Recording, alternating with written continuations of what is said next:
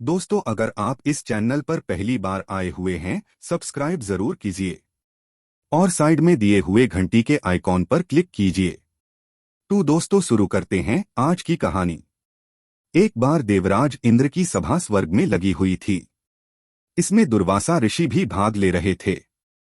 जिस समय सभा में विचार विमर्श चल रहा था, उसी समय सभा के मध्य ही पुंजिकस्थली नामक इंद्रलोक की अप्सरा बार बार इधर से उधर आ जा रही थी। सभा के मध्य पुंजिकस्थली का यह आचरण ऋषि दुर्वासा को अच्छा न लगा।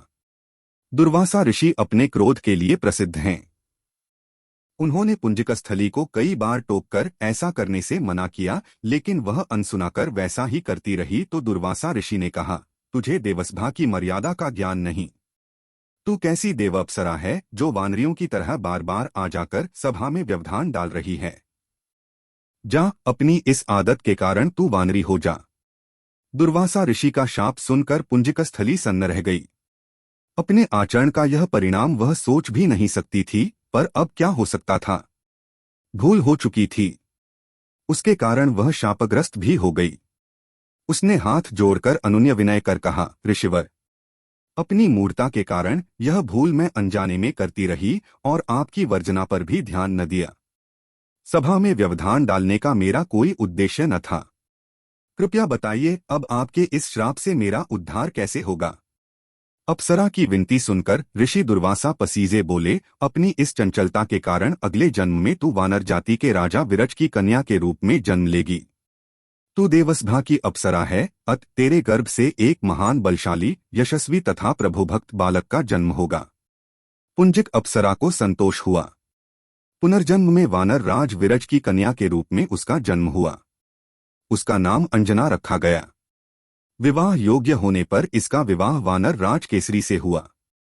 अंजना केसरी के साथ सुखपूर्वक प्रभास तीर्थ में रहने लगी। इस क्षेत्र में बहुत शांति थी तथा बहुत से ऋषि आश्रम बनाकर यज्ञादि करते रहते थे। एक बार ऐसा हुआ कि वन में विचरने वाला शंखबल नामक जंगली हाथी प्रमत्त हो उठा तथा वन में उत्पात मचाने लगा। उसने कई आश्रमों को रौंद डाला।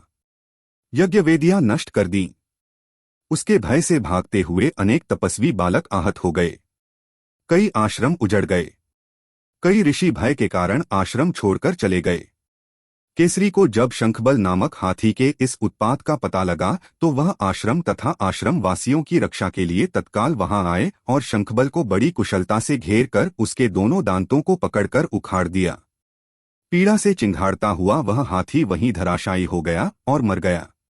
आश्रम की रक्षा के लिए उनके अचानक पहुंचने तथा हाथी को मारकर आश्रम वासियों को निर्भय कर देने वाले केसरी का ऐसा बल देखकर ऋषिमुनि बहुत प्रसन्न हुए और केसरी के पास आकर आशीर्वाद देते हुए कहा, वानर राज केसरी, जिस प्रकार तुमने आज हम सबकी तथा आश्रम की रक्षा की, इसी प्रकार भविष्य में तुम्हारा होने वाला पुत्र पवन जैसे वेग वाला होगा तथा रुद्र जैसा महान बलशाली होगा। तुम्हारे बल तेज के साथ साथ उसमें पवन तथा रुद्र का तेज भी व्याप्त रहेगा।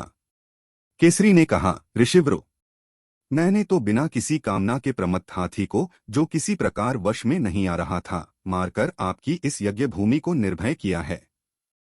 आपका दिया यह स्वत आशीर्वाद मुझे शिरोधार्य है। केसरी ऋषियों को प्रणाम कर चले गए। समय आने पर अंजना के गर्भ से एक बालक का जन्म हुआ। उसमें अपने बाल्यकाल से ही ऋषियों द्वारा दिए आशीर्वाद का तेज झलकने लगा। आश्रमों में वह पवन वेग की तरह जहां तहां पहुंच जाता।